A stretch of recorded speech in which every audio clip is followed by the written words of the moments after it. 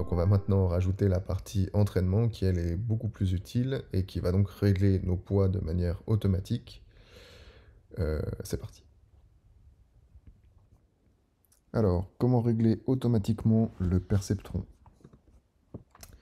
On a dit, première étape, il faut faire une prédiction. Ça, on a implémenté ce qu'il fallait pour la prédiction. Ensuite, il faut calculer l'erreur de prédiction et mettre à jour les poids. Donc pour faire ces 3 étapes, on va se créer une fonction qui s'appelle trainUnit. Cette fonction, elle a pour rôle justement d'appeler les 3 étapes qui sont là en une seule fois. Donc pour l'instant, elle ne fait rien. L'étape faire une prédiction, c'est notre forward, on sait le faire. On va donc définir une fonction calc error. Donc le calcul d'erreur, on va voir comment on fait. Et puis on a une fonction qui est aussi update weights.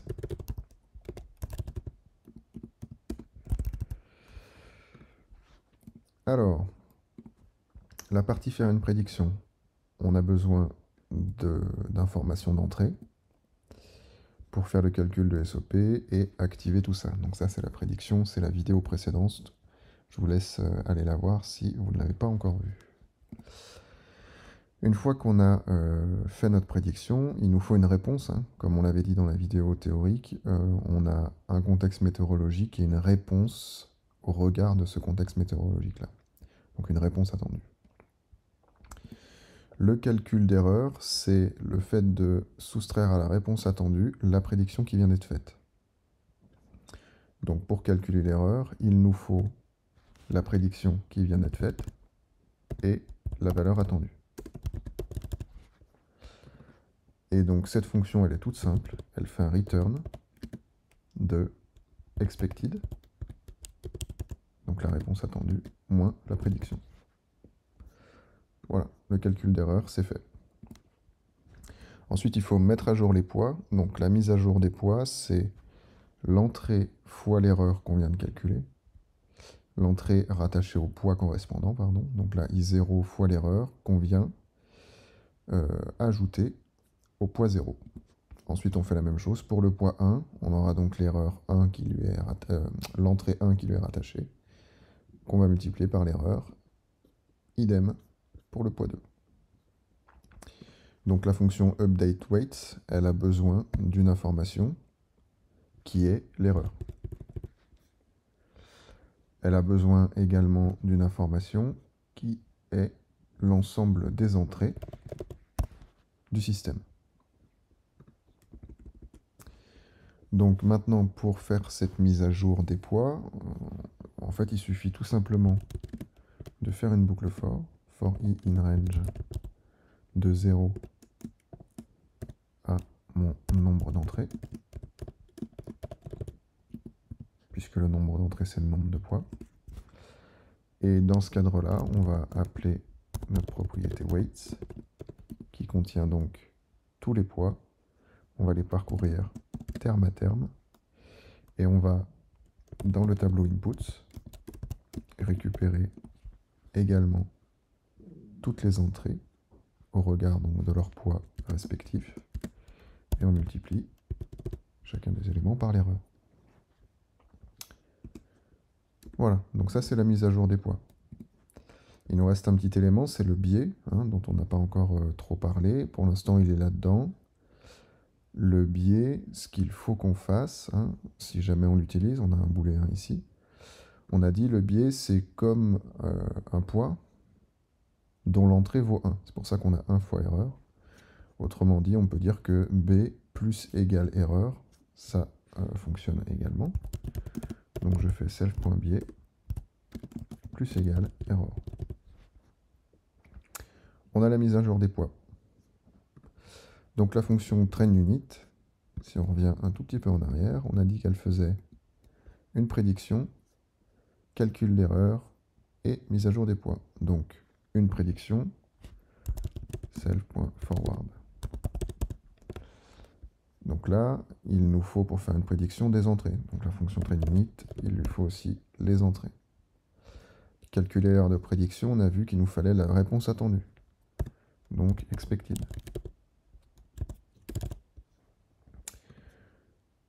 forward, on lui donne nos entrées. Et ça va nous donner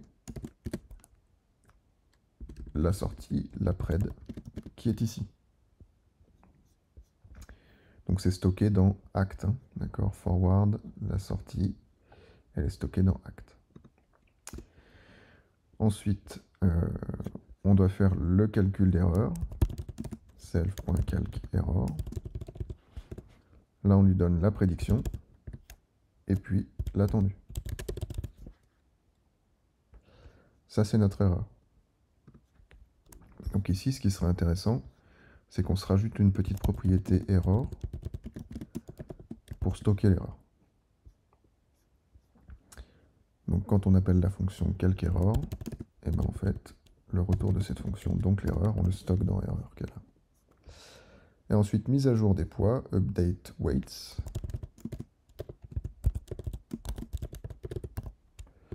On lui donne notre fameuse erreur et les entrées.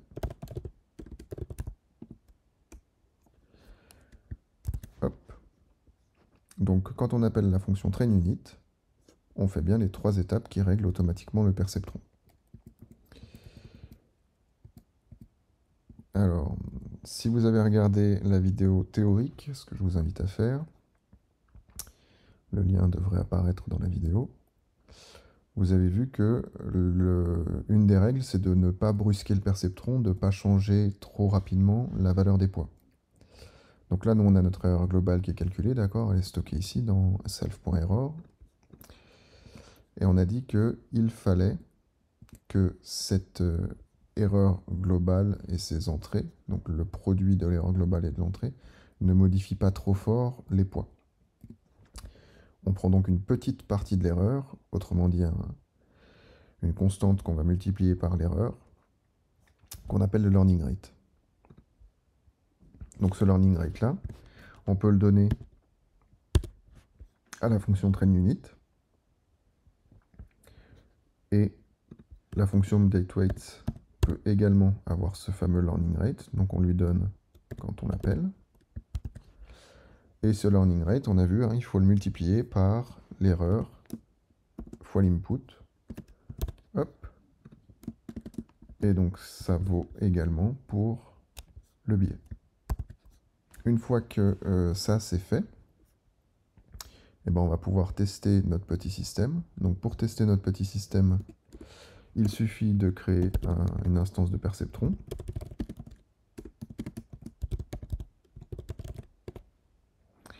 On a dit que notre objet perceptron, il avait un nombre d'entrées et puis qu'il utilisait par défaut un biais. Donc on va faire un petit test avec 3 entrées. Si on remonte en arrière ici, on va faire un test avec les entrées 30, 10, 10. Donc perceptron.forward. Et là, on lui donne un tableau d'entrées. Donc là, mes entrées, on va les mettre à 30, 10 et 10. Ça nous donne une prédiction.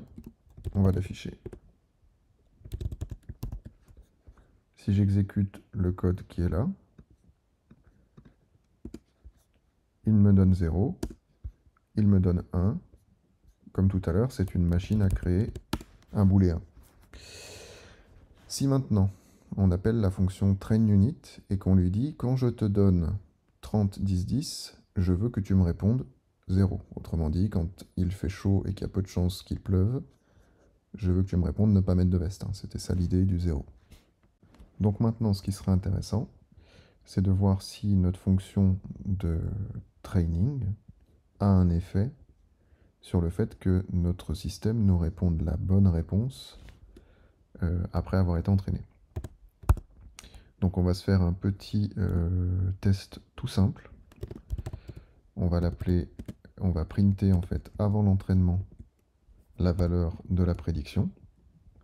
Donc là, par exemple, si j'exécute le code, je vois qu'avant l'entraînement, il vaut 1, et puis parfois il vaut 0. Et donc, suite à ça, on va appeler la fonction d'entraînement.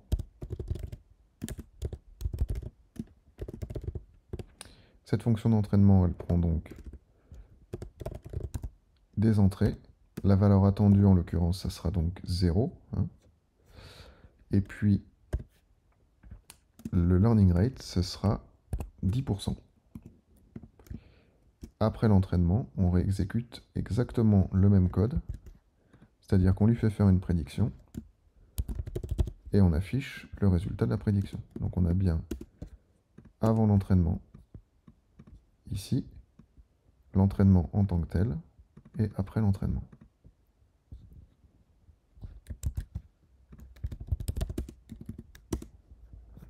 Avant l'entraînement 1, après l'entraînement 0. Autrement dit, avant l'entraînement, le système nous répondait 1 alors que nous on veut 0. Après l'entraînement, les poids ont été réglés, il nous répond 0.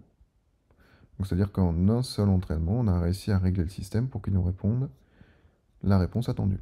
On peut faire un autre test. Avant l'entraînement 0, après l'entraînement 0. Qu'est-ce que ça signifie? Ça signifie que avant l'entraînement, il était déjà juste. Donc l'erreur était de 0. Donc la mise à jour des poids n'a pas eu lieu, puisqu'en fait on a fait 0 fois l'entrée qu'on a ajouté au poids. Hein. On a fait 0 fois l'entrée qu'on a ajoutée au poids, fois le learning rate, mais vu que le 0 se propage partout, on a ajouté 0 au poids. Donc on n'a rien changé en fait au système. Ce qui peut être intéressant pour conclure, c'est d'afficher avant l'entraînement la valeur des poids du perceptron, puis après l'entraînement la valeur des poids des perceptrons. On va faire pareil, on est avant l'entraînement ici, et on est donc après l'entraînement ici.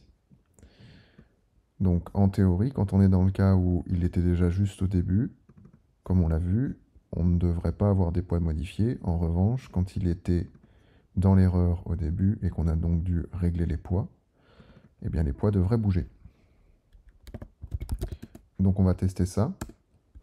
Avant l'entraînement, je vois que j'ai bien mes 3 poids qui apparaissent ici, 0,29, 0,95, 0,14. Et je vois qu'après l'entraînement, la réponse est juste et les poids ont été changés. Moins 2, moins 0, moins 0. Donc on a bien l'effet attendu, à savoir que notre entraînement règle automatiquement les poids de manière à obtenir la réponse attendue. Dernier test du petit système. Cette fois, on va essayer de trouver une fois où la prédiction est bonne d'origine. C'est le cas ici. Les poids sont de moins 0,9, moins 0,39, moins 0,75. Donc on voit que les poids initiaux sont bien différents du test d'avant, puisque à chaque fois qu'on crée un perceptron, on crée des poids aléatoires. Donc déjà, premier constat, les poids sont bien créés aléatoirement. Et ensuite, étant donné que la réponse avant l'entraînement était déjà la bonne, hein, on veut 0, eh bien en fait, l'entraînement n'a eu aucun effet sur les poids. Les poids sont bien exactement les mêmes avant et après l'entraînement.